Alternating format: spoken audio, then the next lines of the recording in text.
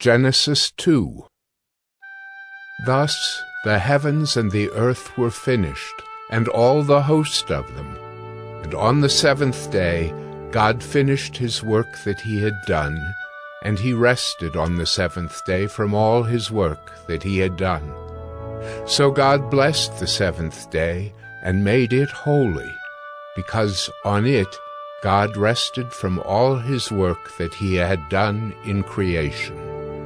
These are the generations of the heavens and the earth when they were created, in the day that the Lord God made the earth and the heavens.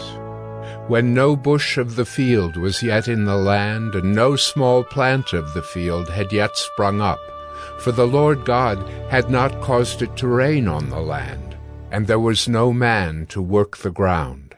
And a mist was going up from the land, and was watering the whole face of the ground. Then the Lord God formed the man of dust from the ground, and breathed into his nostrils the breath of life, and the man became a living creature. And the Lord God planted a garden in Eden, in the east, and there he put the man whom he had formed.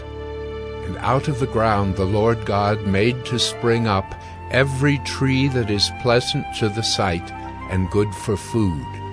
The tree of life was in the midst of the garden, and the tree of the knowledge of good and evil.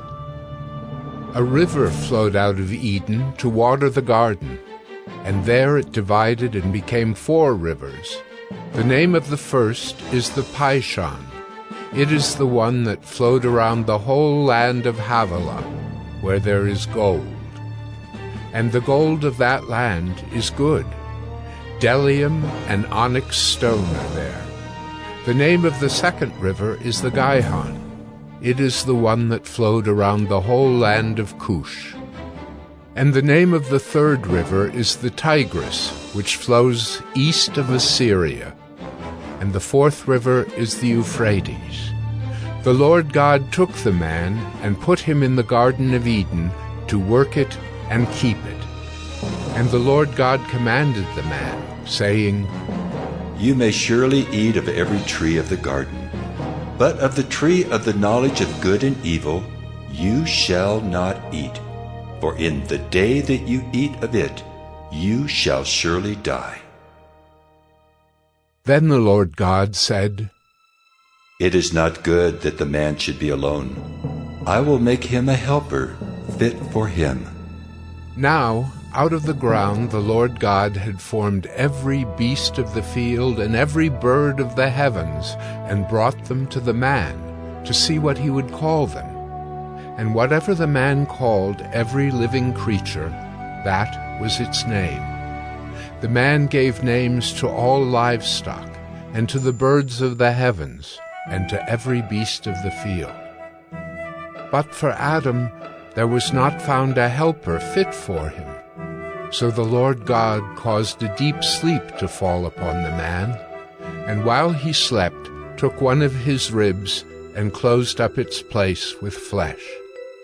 And the rib that the Lord God had taken from the man he made into a woman, and brought her to the man. Then the man said, This at last is bone of my bones and flesh of my flesh. She shall be called woman, because she was taken out of man. Therefore a man shall leave his father and his mother, and hold fast to his wife, and they shall become one flesh. And the man and his wife were both naked, and were not ashamed.